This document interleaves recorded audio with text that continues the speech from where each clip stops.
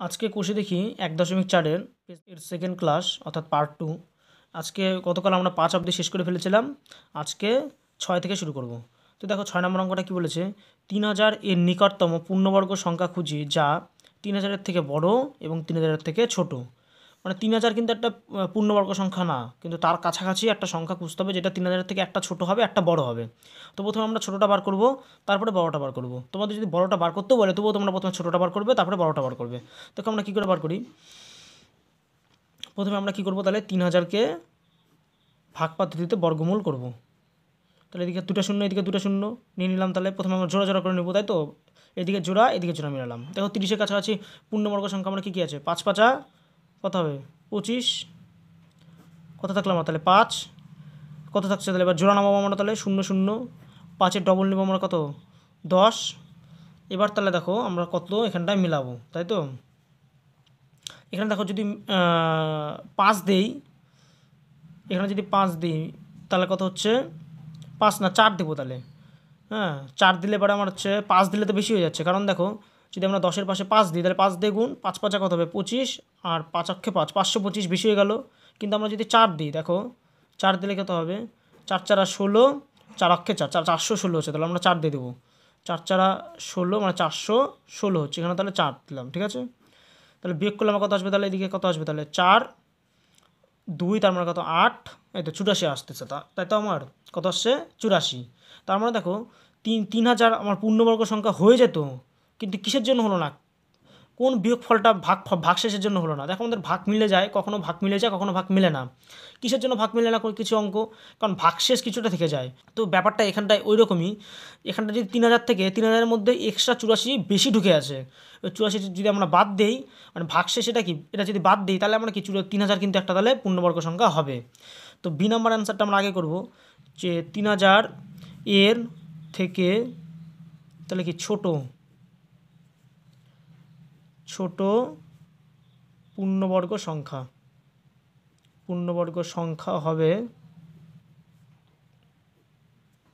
কী করবো তাহলে, দেখো ৩০০০ বললাম ৮৪ বেশি ঢুকে আছে, ৮৪ বেশি ঢুকে আছে জন্য তো ৮৪ আর কিছু করা যাচ্ছে না, তাই তো? দেখো ৫৪ ডবল নিলে কিন্তু ৮৪ থেকে এমনিই বড় চলে আসছে, তার মানে কি এটাকে ভাগ করা যাবে না। তাহলে ৮৪ আমরা কি তাহলে বিয়োগ করে দেবো।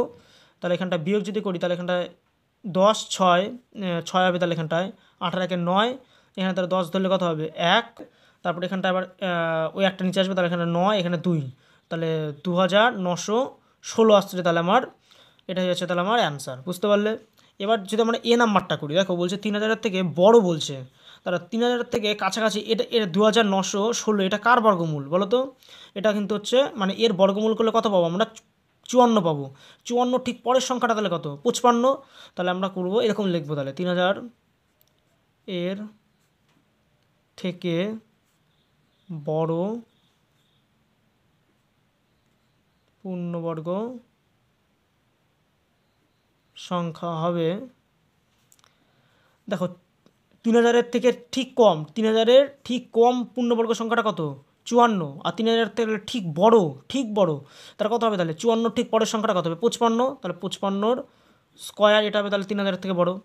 তাহলে ৫৫ স্কোয়ারটা আমরা এখানে করে নিই, ৫৫-র সঙ্গে ৫৫ গুণ, ৫ ৫ ২৫, ৫ থেকে কত ২, ৫ ৫ ২৫, ২৫ ২৫ ৫০, ৫০ আর ২ কত হবে ৫২, ৫২ ২ থেকে কত ৫, ৫ ৫ ২৫ আর ৫ হচ্ছে ৫ ৫ ২৫, ২৫ আর ৫ ৩০, তাহলে আমার ৩০২৫, এটাই হচ্ছে আমার অ্যান্সার। বুঝতে পারলে? এটুকু ছিল রাফ। আচ্ছা, এবার আমরা করব ৭ নম্বর অঙ্ক। বলছে ৯৫৪৫-এর থেকে ক্ষুদ্রতম ধনাত্মক পূর্ণ সংখ্যা, আচ্ছা কোন ক্ষুদ্রতম ধনাত্মক পূর্ণ সংখ্যা বিয়োগ করলে বিয়োগফল একটি পূর্ণবর্গ সংখ্যা হবে। দেখো তার মানে ৭ নম্বর অঙ্কে এই যে ৯৫৪৫ এই সংখ্যাটা কিন্তু পূর্ণবর্গ সংখ্যা যেটা আছে তার থেকে কি এর মধ্যে কিছুটা ঢোকানো আছে এক্সট্রা। তাহলে আমরা একইভাবে কী করবো, ভাগ পদ্ধতিতে বর্গমূল করব। বর্গমূল করার শেষে ভাগশেষ যেটা আসবে ওই ভাগশেষটাই কিন্তু এখানটায় বিয়োগ করলে কিন্তু বিয়োগফলটা আমার কিন্তু পূর্ণবর্গ সংখ্যা হবে। ৭ নম্বর অঙ্ক আমার মনে হয় না তোমাদের করে দিতে হবে, তোমরা নিশ্চয়ই করতে পারবে। দেখো ৮ নম্বর অঙ্কটা ঠিক একই রকম বলছে, ৫০৫০-এর মধ্যে কোন ক্ষুদ্রতম ধনাত্মক সংখ্যা যোগ করলে যোগফল একটা পূর্ণবর্গ সংখ্যা হবে। এটা কি করে করব? প্রথমে 5050কে একইভাবে বর্গমূল করব। বর্গমূল করার পর আমরা দেখব ভাগফলটা কত আসছে। এখানটা দেখো যে আমার বর্গমূল করলে যে বর্গমূলটার অ্যান্সারটা আসছে তার ঠিক পরের সংখ্যাটা নিব। পরের সংখ্যার থেকে এটা বিয়োগ করে দেবো। বিয়োগ করলে যে বিয়োগফলটা আসবে ওটা কিন্তু আমার অ্যান্সার হয়ে যাবে। 8 নম্বরটা আমি করে দেখাই তোমাদের। 7 নম্বরটা তাহলে কিন্তু তোমাদের HW থাকলো। তাহলে দেখো 8 নম্বরটা আমরা কী করে করব? আমরা কী করবো? 5050কে প্রথমে ভাগ পদ্ধতিতে বর্গমূল করবো। 5050 জোড়া আমরা মিলালাম। তো 7 কী দেবো? 49। হাতে আমার কত থাকবে? তাহলে বিয়োগ করলে আমার আসবে 1। পরে আমার এই জোড়াটা আমরা নেবো 150। এবার 7-এর ডবল নিতে হয়, তাই তো 14। দেখো 14-র পাশে আমরা যদি 1 নিই তাহলে কিন্তু এই 141 হয়ে যাচ্ছে, তাই তো? তাহলে আমরা 14-র পাশে 1 নিব। তাহলে এখানে 1 নিলাম। 14-র পাশে 1 নেওয়া মানে কি 1 দিয়ে গুণ। 14-র পাশে আমরা 1 নিলাম মানে কি 1 দিয়ে গুণ 141 তাহলে হচ্ছে আমরা তাহলে 141। বিয়োগ করলে আমার কত থাকছে? তাহলে 9 থাকছে শুধু। 9কে তারপরে তো আর ভাগ করা যাবে না, তাই তো? তারপরে কি করা যাবে? করা যাবে না। তার মানে 5050-এর ঠিক কাছাকাছি ছোট পূর্ণবর্গ সংখ্যাটা কত? 71। তারপরে পরের পূর্ণবর্গ সংখ্যাটা আমরা বার করি। তাহলে ভাষাটা এভাবে লিখবো যে 5050 এর থেকে বড় পূর্ণবর্গ সংখ্যা কত হবে? তাহলে 71 তার স্কোয়ার, তাই তো? 71-এর স্কোয়ার 71 বলছি। 71-এর ঠিক পরের সংখ্যাটা কত? 72। 72 তাহলে তার স্কোয়ার। 72-এর স্কোয়ার আমার কত আসছে? তোমরা যদি করে দেখো 5184 আসবে, তাই তো? বলছে 5050-এর সাহায্যে কোন ক্ষুদ্রতম সংখ্যা যোগ করে তার মানে কী করবো? তাহলে 5050-এর থেকে আমরা যদি 5184 থেকে 5050 তাহলে যদি আমরা বিয়োগ করে দিই, 5050 যদি আমরা তাহলে বিয়োগ করি তাহলে বিয়োগ ফলটা যেটা থাকবে তাহলে ওটাই যোগ করতে হবে, তাই তো? দেখো তাহলে এদিকে 4 থাকছে, এদিকে 5 3 আর এদিকে 50 এখানে 134। তার মানে আমার লিখতে হবে ভাষাটা তাহলে এভাবে। অর্থাৎ উত্তর কথা আমরা তাহলে 5050 এর থেকে 5050 এর সঙ্গে যদি আমরা 134 যোগ করে দিই, 5050-এর মধ্যে কত সংখ্যা কম ছিল? 134 কম ছিল। 134 বেশি থাকলেই তো 5184 হয়ে যেত, যেটা হচ্ছে 72-এর স্কোয়ার। এটা কিন্তু 72, বুঝতে পারলে? 72। আচ্ছা, 134 যোগ করলে যোগফল পূর্ণবর্গ সংখ্যা হবে।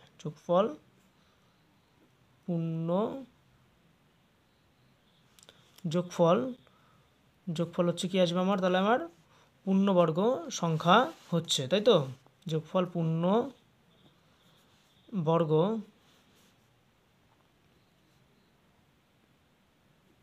সংখ্যা হবে, বুঝতে পারলে? এবার 9 নম্বর অঙ্কটা দেখো। বলছে 12 পিরিয়ডে এক পেয়ারা বাগানে 1764টি পেয়ারা গাছ লাগানো আছে। বলছে যতগুলি সারিতে পেয়ারা গাছ লাগানো হয়েছে প্রতি সারিতে ততগুলি পেয়ারা গাছ আছে। হিসাব করে দেখি প্রতি সারিতে কতগুলি পেয়ারা গাছ আছে। তার মানে আমাদের এইদিকে যতগুলা সারি আছে পেয়ারা গাছ ততগুলি আবার প্রতিটি সারিতে আবার ততগুলো গাছই আছে। তার মানে একটা বর্গক্ষেত্র না? আর বর্গাকার হলে পারে তখন আমাদের একটা বাহুর দৈর্ঘ্য কী করে বার করে? বর্গাকার ক্ষেত্রে একটা বাহুর দৈর্ঘ্য কিন্তু রুট করলে আমার কিন্তু বাহুর দৈর্ঘ্য বার হয়ে যাবে, তাই তো? আর এখানটা মোট কিন্তু গাছের সংখ্যা বলে দেওয়া আছে 1764টি। তার মানে 1764টিকে আমরা কিন্তু সরাসরি রুট করলে কিন্তু আমরা পাই যাব। তাহলে আমরা এখানে করি দিই। প্রথমে 1764টিকে বর্গমূল করে নিই। কত আসছে তাহলে আমার? 4 4 16, 17 1 64। তাহলে আমরা 4-এর ডবল নিলাম 8। তাহলে দেখো আমরা 4 আসছে, তাহলে আমরা কত নিব? তাহলে 2 দিয়ে নিই। দেখো 2 দিয়ে মিলে যাচ্ছে। 2 2 4, 8 2 16, মানে 82 পাশে আমরা তাহলে 2 দিন 2 দিনের মানে কি 2 দিয়ে গুণ, 2 2 4, 8 2 16, বুঝতে পারলে? অর্থাৎ তাহলে ভাষাটা এভাবে লিখব, প্রতি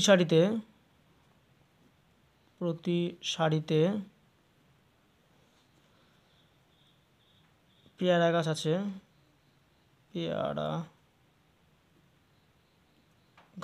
আছে, রুট আবার 1764টি সমান সমান কত আসলে আমার? তাহলে 42টি, বুঝতে পারলে? দেখো এবার 10 নম্বর অঙ্কটা। হোমিওপ্যাথি ওষুধ রাখার বাক্সে 1225টি শিশির ঘর আছে। বলছে ঘরগুলিতে এমনভাবে সাজানো আছে যে যতগুলি সারি আছে প্রতি সারিতেও ততগুলি ঘর। তো এখানে যত আর তত, তাই না? যত তত যখনই থাকবে তখন আমরা ভাবতে হবে একটা বর্গাকার সাজানো আছে। তাহলে প্রত্যেক বাক্সে কতগুলি সারি আছে? তাহলে লিখি বাক্সে সারি আছে, বাক্সে সারি আছে, বাক্সের সারি কতগুলো আছে, তাহলে কী করবো তাহলে রুট ওভার 1225, তাই তো 1225 তাহলে বর্গমূল আমরা করে ফেলি এখানটায়। 1225 কত নিব তাহলে 3 তিরিক্ষে 9, 9 3 12, 325, 3 ডবল কত হবে 6, এখানে তাহলে নেব 5 দিয়ে, 5 5 25, 25 26 27 2, 5 6 30 32 মিলে গেল, তাহলে আমার হয়ে গেল। তাহলে আমার কত উত্তর আসছে 35টি। তো আমরা বই কিন্তু আরও এর আগে কিন্তু দুটো ভাষা লিখতে পারো, কী কী ভাষা আমি বলে দিই। দেখো লিখবে এরকম করে, হোমিওপ্যাথি ওষুধ রাখার বাক্সে 1225টি শিশির ঘর আছে এবং ঘরগুলি এমনভাবে সাজানো আছে যে যতগুলি শাড়ি আছে প্রতি শাড়িতে ততগুলি ঘর আছে, এই ভাষাটা লিখে নিলে তারপরে লিখবো তাহলে অর্থাৎ বাক্সে, অর্থাৎ এখানে কথাটা লিখে নিলে অর্থাৎ বাক্সে শাড়ি আছে বলে নিয়ে রুট করে দিলে, বুঝতে পারলে। আমি ভাষাগুলো লিখলাম না, তোমাদের বলে দিলাম ভাষাটা। এবার 11 নম্বর অঙ্কটা দেখো কি বলছে, 3টি ধনাত্মক পূর্ণ সংখ্যার প্রথম ও দ্বিতীয়টির গুণফল 24, দ্বিতীয় এবং তৃতীয়ের গুণফল 48 এবং প্রথম এবং তৃতীয়ের গুণফল 32, তাহলে সংখ্যা 3টি কী কী। তাহলে কি বলছে, প্রথম গুণন দ্বিতীয়, প্রথম গুণন দ্বিতীয় বলছে কত 24, বলছে এবার দ্বিতীয় গুণন তৃতীয়, এটা কত বলছে 48, আর বলছে প্রথম গুণন তৃতীয়, এটা কত বলছে 32। তাহলে এখানে বলছে সংখ্যা 3টি কী কী, মানে প্রথম দ্বিতীয় এবং তৃতীয় এই সংখ্যা 3টা কী কী সেটা আমাকে বার করতে হবে। দেখো এটাকে আমরা মনে মনে ধরে নিলাম 1 নাম্বার, এটাকে ধরে নিলাম 2 নাম্বার, আর এটাকে ধরে নিলাম 3 নাম্বার, ঠিক আছে। প্রমাণ হরফ আমি দিলাম, তোমরা 1 2 3 করে লিখতে পারো, ঠিক আছে। তাহলে আমরা এখানে করি 1/2 করে দিই। 1কে দেখো 2 দিয়ে যদি আমরা ভাগ করি তাহলে দ্বিতীয় কেটে যাবে না, তাহলে ওটা লিখে তাহলে প্রথম গুণন দ্বিতীয়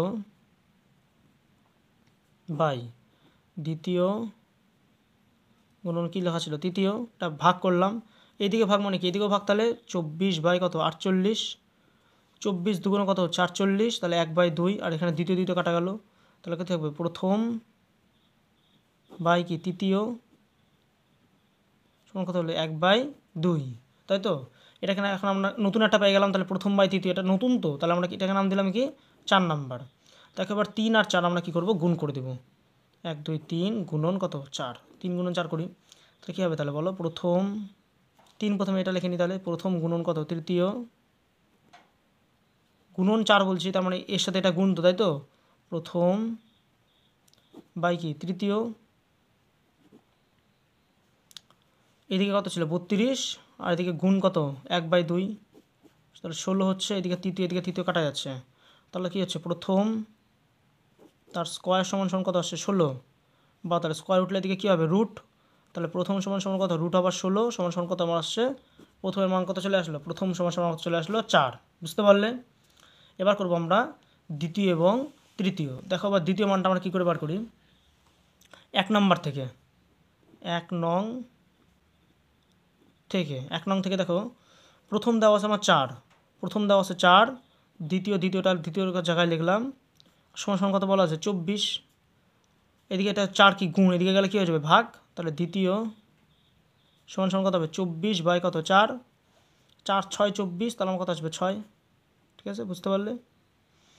এবার আসবে আমরা তৃতীয়টা কী করে বার করবো, দেখো তৃতীয় আমরা তাহলে এই যে আবার 3 নাম্বার থেকে পাই, এরকম কথা লিখে নিই, তাহলে 3 নং থেকে, 3 নং থেকে দেখো প্রথমের মান আমার বলে দেওয়া আছে একইভাবে, প্রথমের কত পাইছিলাম আমার 4 গুণন তৃতীয় সমান কত 32, বা তাহলে তৃতীয় সমান কত হবে তাহলে 32/4, 4 8 32, তাহলে আমার তৃতীয় হয়ে যাচ্ছে 8, অর্থাৎ তাহলে তোমরা এবার উত্তরটা লিখে দাও, উত্তর যে হচ্ছে তাহলে প্রথম সংখ্যা 3টি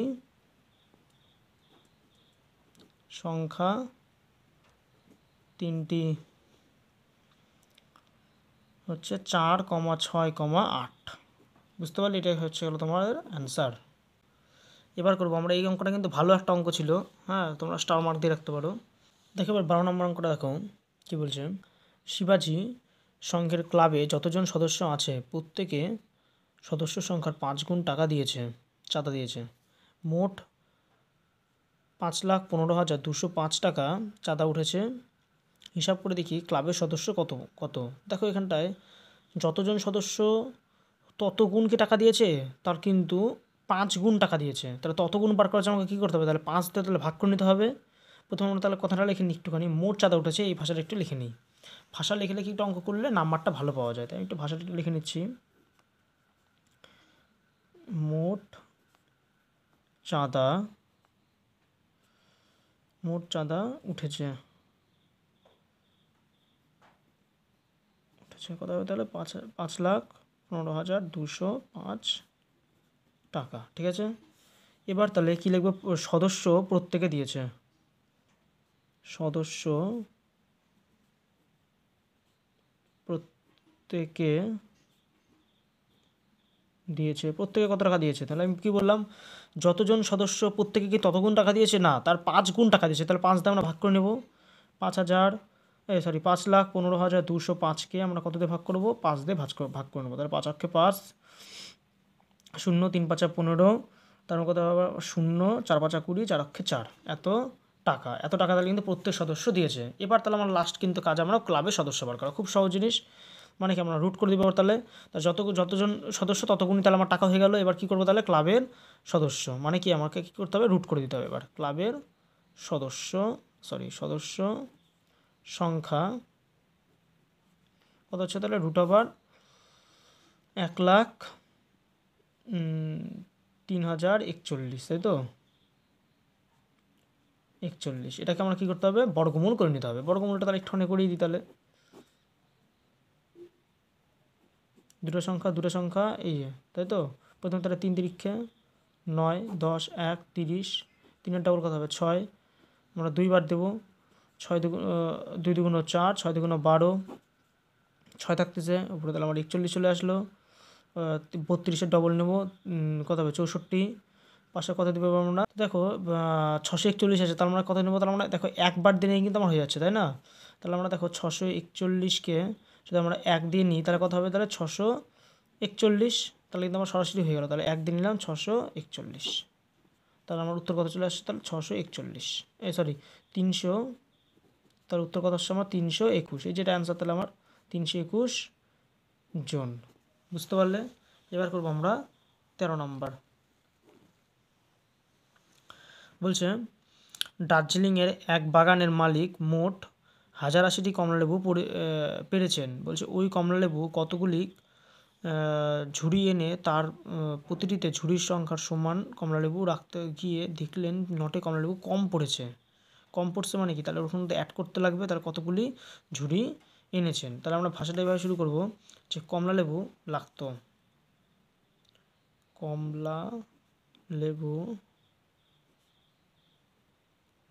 কত করে কমলালেবু লাগতো? দেখো 1080টা ছিলই, আর 9টা কমলালেবু কী বলছে? এই যে কম পড়েছে মানে কী করতে হবে? তাহলে অ্যাড করতে হবে, অনেকে যোগ করতে লাগবে। তাহলে 1080 যোগ কত? 9, তাহলে 1089, তাই তো? এতটি কমলালেবু আমার কি লাগতো। এবার যতগুলি এই কমলালেবু তাহলে হয়ে গেল। এবার তাহলে আমার লাস্টে কী কাজ? ঝুড়ি কতগুলি এনেছেন। তাহলে ঝুড়ি এনেছেন কথাটা লিখে দিই, আর আমরা কী করে দেবো? বর্গমূল করে দেবো। ঝুড়ি এনে ছিল কত হবে? তাহলে √10,089, তাই তো? তাহলে দেখো 1089কে তোমরা যদি রুট করি তাহলে আমার কত আসবে? 33টি। তোমরা একটু করে দেখবে ওটা বাড়িতে। এতগুলো তো বর্গমূল আমি তোমাদের করে দিলাম, এটা কিন্তু তোমাদের HW থাকলো। হ্যাঁ, এটা করে দেখবে, তাই আসবে। 14 নম্বরটা করি।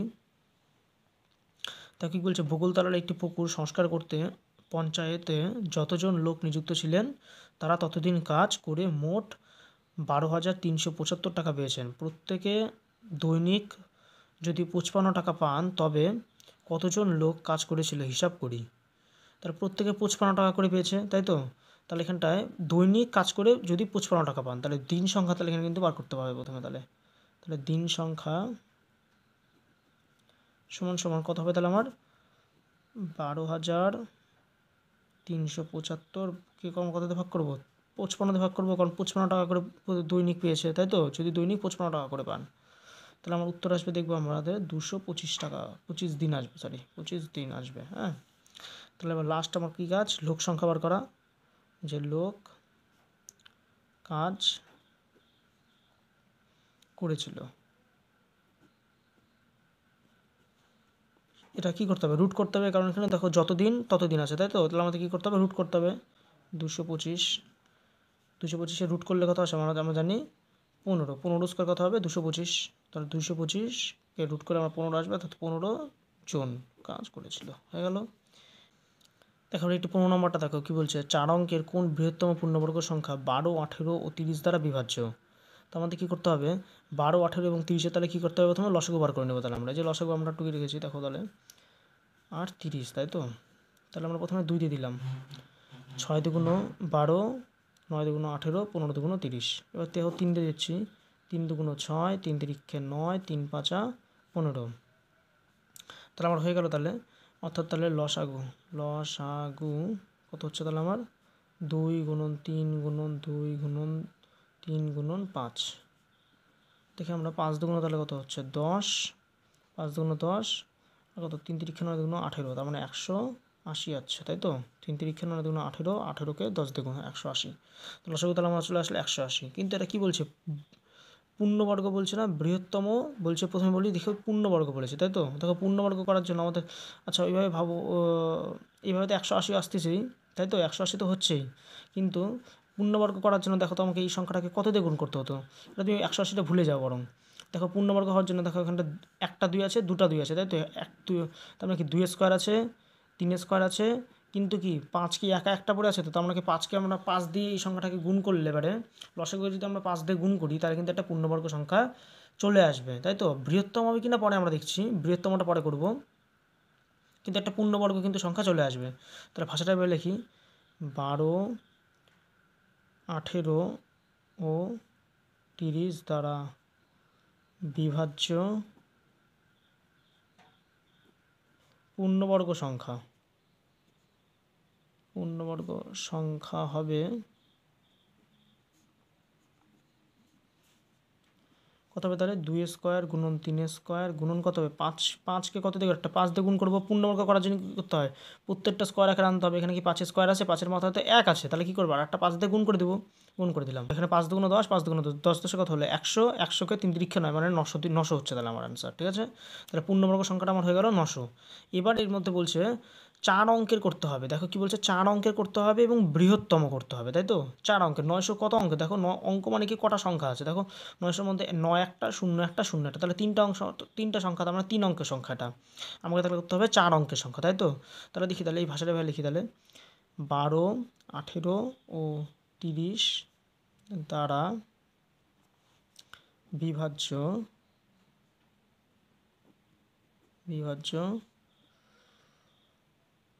বৃহত্তম পূর্ণবর্গ সংখ্যা,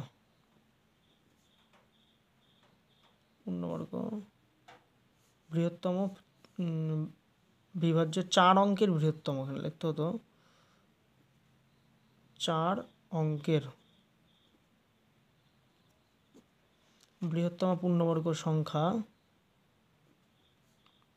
হবে। দেখো 900কে তাহলে আমরা প্রথমে কত দিয়ে গুণ করবো, দেখো তো? আমরা যদি 1 কিন্তু একটা পূর্ণবর্গ সংখ্যা আমার কী কী, দেখো তো? আমরা এখানে লিখি, তাহলে দেখো 1 স্কোয়ার মানে কত 1, 2 স্কোয়ার 4, তাহলে 4 দিয়ে আমরা একটা গুণ করতে পারবো, তাই তো? 900কে তাহলে 4 দিয়ে গুণ করতে পারবো। 3 স্কোয়ার কত হবে 9, তাই তো? 3 স্কোয়ার দিয়ে আমরা গুণ করতে পারবো। দেখো তাহলে প্রথমে 4 দিয়ে গুণ করি, 4 4 4 9 36, মানে 3600 তাহলে একটা আমার হচ্ছে। দ্বিতীয় 900কে আবার আমরা গুণ করি 3 দিয়ে, 3 না সরি 3 স্কোয়ার কত 9, তাহলে 9 দিয়ে গুণ করবো, 9 9 81, এটা কিন্তু 4 অঙ্ক থাকছে। এবার আমরা যদি 5 স্কোয়ার দিয়ে গুণ করি, 5 স্কোয়ার কত হবে 25, 25 দিয়ে সরি 4 স্কোয়ার যদি 4 স্কোয়ার কত হবে 16 দিয়ে যদি আমরা গুণ করি, তাহলে দেখো 4 অঙ্কের থাকছে না, এখানে আরও 2 অঙ্ক চলে আসলো, তাই না? তাহলে কিন্তু এটা 4 অঙ্কের আর থাকবে না। কিন্তু তার মধ্যে বলছে 4 অঙ্কের মধ্যেও বলছে বৃহত্তম বললে পরে তাহলে কোনটার মতো, তাহলে বলো? আচ্ছা তাহলে এই কথাটা এইভাবে লেখো, তাহলে 12, 18 এবং 30 দ্বারা বিভাজ্য 4 অঙ্কের পূর্ণবর্গ সংখ্যা, 4 অঙ্কের পূর্ণবর্গ সংখ্যা হবে এই দুইটা। এবার তাহলে লিখবো বৃহত্তম পূর্ণবর্গ সংখ্যা হবে, বৃহত্তম পূর্ণবর্গ সংখ্যা, তাহলে কত হচ্ছে তাহলে আমার 8100। বুঝতে পারলে এটা হয়ে গেল তাহলে আমার অ্যান্সার। বৃহত্তম দেখো 3600 আর 81-র মধ্যে কে বড়? 8100। বুঝতে পারলে? তাহলে আমরা পূর্ণবর্গ করার জন্য কত দিয়ে গুণ করলাম? 4 দিয়ে গুণ করলাম আর 9 দিয়ে গুণ করলাম। বুঝতে পারলে? 4 দিয়ে কেন? কারণ 4 স্কোয়ার 2, 4 কোথা থেকে আসে? 2 স্কোয়ার থেকে। 9 দিয়ে কেন? কারণ 9 স্কোয়ার কোথা থেকে আসে? 9 কোথা থেকে আসে? 3 স্কোয়ার থেকে, তাই তো? দেখো এই দুটো থেকে কিন্তু 4 অঙ্কের হচ্ছে। দেখো 1 2 3 4, 1 2 3 4, আর 16 দিয়ে গুণ করলে তো 5 অঙ্কের থেকে বেশি চলে আসবে, তাই তো? 5 অঙ্কের বা 6 অঙ্কের আসতে পারে, কিন্তু আমাদের তো চাইনি, আমাদের 4 অঙ্ক চাইছে। 4 অঙ্কের হবে না, তাই আমরা 16 দিয়ে গুণ করলাম না। ঠিক আছে, বুঝতে পারলে? এবার এই কোষে দেখি শেষ অঙ্ক 16 নম্বর অঙ্ক কী বলছে, 5 অঙ্কের কোন ক্ষুদ্রতম পূর্ণবর্গ সংখ্যা এটা দ্বারা বিভাজ্য। যখনই বলবে এগুলা সংখ্যা দ্বারা বিভাজ্য, তখনই আমাদের কী করতে হবে? প্রথমে লসাগু করতে হবে। তাহলে আমরা লসাগু করি। 8 15 20 আর কত 25।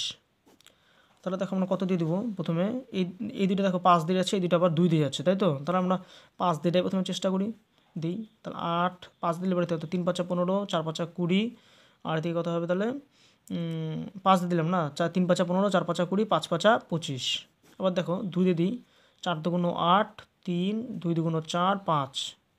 আবার দেখো 2 দিয়ে দিই, 2 2 4, 3 2 1 2 আর 5। এই হয়ে গেল। তাহলে আমাদের আর যাচ্ছে না। তাহলে লসাগু তাহলে কত হচ্ছে? লসাগু কিন্তু যে কোনো দুটাকে গেলে পরেও হয়। আমরা এখানে দেখলাম 3টা যাচ্ছে না, 3টা দিয়ে দিলাম। এখানে দেখো যে কোনো দুটাকে কিন্তু সংখ্যাকে আর যাচ্ছে না, ওর জন্য এখানে কিন্তু লসাগু শেষ হয়ে গেল। তাহলে 5 গুণন 2 গুণন 2 গুণন 2 গুণন 3 গুণন 1 গুণন কত 5। দেখো দুটো 2 আছে, তার মানে কী লিখতে পারবো? 2-এর স্কোয়ার গুণন, দুটা 5 আছে, তো আমরা কি লিখতে পারবো? তাহলে 5-এর স্কোয়ার গুণন, একটা 2 আছে আর একটা কত আছে? 3 আছে, তাই তো? তাহলে কিন্তু আমার একটা 2-এর জন্য পূর্ণবর্গ হলো না, একটা 3-এর জন্য কিন্তু পূর্ণবর্গ হলো না, তাই তো? তাহলে আমাকে কিন্তু হবে 3 আর 2 দিয়ে কিন্তু এক্সট্রাভাবে গুণ করতে হবে। তাহলে লিখি, তাহলে ভাষাটা এভাবে লিখবো, তাহলে 8 15 20, 25 দ্বারা বিভাজ্য পূর্ণবর্গ সংখ্যা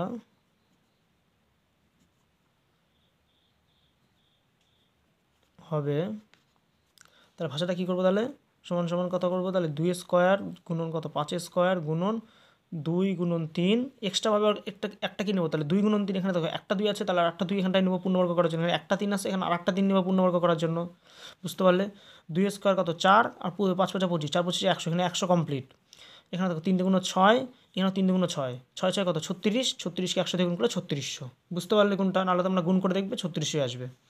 এবার বলছে 5 অঙ্কের আমাকে আনতে হবে। কত অঙ্কের? 5 অঙ্কের, মানে 5টা সংখ্যা। এখানে কটা সংখ্যা আছে? 1 2 3 4, 4টা সংখ্যা আছে। 5 অঙ্কের আবার ক্ষুদ্রতম আনতে হবে, তাই তো? তাহলে ভাষাটা ভাবে লিখি, 8 15 20 এবং 25 দ্বারা বিভাজ্য 5 অঙ্কের প্রথমে সংখ্যা লিখি। 5 অঙ্কের কটা আছে লিখি, 5 অঙ্কের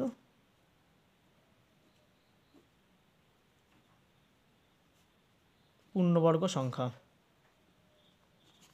পূর্ণবর্গ সংখ্যা হবে কত? 3600কে দেখো আমরা কত দিয়ে গুণ করবো? একটু আগে দেখালাম, এই যেখানে একটু আগে করলাম না, 1 স্কোয়ার কত হবে? 1, এর আগের অঙ্কটাতে। 2 স্কোয়ার কত হবে? 4, 3 স্কোয়ার কত? 9, 4 স্কোয়ার কত? 16। এই সংখ্যাগুলো দিয়ে আমরা কিন্তু গুণ করে দেখবো যে 5 অঙ্কের সংখ্যা কোনগুলোতে আসে। দেখো 1 স্কোয়ার দিয়ে গুণ করলে 3600 আসবে, ওটা এখন দেখালাম না। 2 স্কোয়ার মানে কত? 4 দিয়ে গুণ করবো। 36কে 4 দিয়ে গুণ করলে কত হবে? 4 6 24, 4 হাতে কত? 2, 4 3 4 12 12 13 14, আর পাশে দুটো শূন্য। দেখো এটা 5 অঙ্কে চলে আসলো, 3 আর 2 5, তাই তো? 5 অঙ্কের একটা সংখ্যা আসলো। আবার দেখি সংখ্যা হবে, এর একটা গেল, তারপর কত? 3600কে দিয়ে কত দিয়ে গুণ করবে এবার? 9 দিয়ে, তাই তো? 6 নং 54, 54 কত? 4 হাতে থাকে কত? 5, তাই তো? 3 নং 27, 27 আর 5 যোগ করলে কত হবে? 32, পাশে দুটো শূন্য। দেখো এটা 5 অঙ্কে চলে আসলো, কিন্তু ক্ষুদ্রতম কোনটা হচ্ছে? আমার তো ক্ষুদ্রতম আমার দেখার দরকারই নেই, প্রথম চলে আসে 5 অঙ্কের এটাই, তাহলে এটাই হচ্ছে আমার ক্ষুদ্রতম, তাই তো? তাহলে আমরা এগুলো কিছু দেখবো না।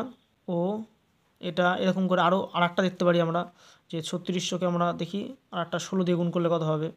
আমার দেখার দরকারই নেই, যদি 16 দিয়ে গুণ করলে আমার 5 অঙ্কের থেকে তো কনফার্ম বেশি আসবেই। হ্যাঁ, আর গুণ করা আমার দরকারও নয়, সব থেকে ছোটো আমরা পেয়ে গেছি তো, তাই তো? পেয়ে গেছি, আমার আর দরকার নেই। তাহলে লিখি এরকম করে, 8 15 20 আর 25 দ্বারা বিভাজ্য ক্ষুদ্রতম 5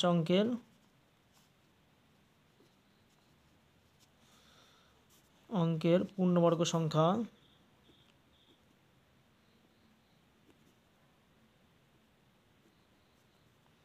হবে কত? তাহলে আমার হচ্ছে 14400 মানে 14,400। বুঝতে পারলে? এটা হয়ে গেল তার আমার অ্যান্সার। ঠিক আছে, আশা করি তোমাদের ক্লাসটা ভালো লাগলো। ভালো লাগলে পরে একটা লাইক করো, কমেন্ট করো এবং বন্ধুদের মধ্যে শেয়ার করো, এবং চ্যানেলটিকে সাবস্ক্রাইব না করে থাকলে সাবস্ক্রাইবটা করে নাও, কারণ তোমাদের ক্লাস 7 কিন্তু সম্পূর্ণ কিন্তু ক্লাসটা আমাদের এই চ্যানেলে কিন্তু আপলোড হবে। চলো, গুড বাই।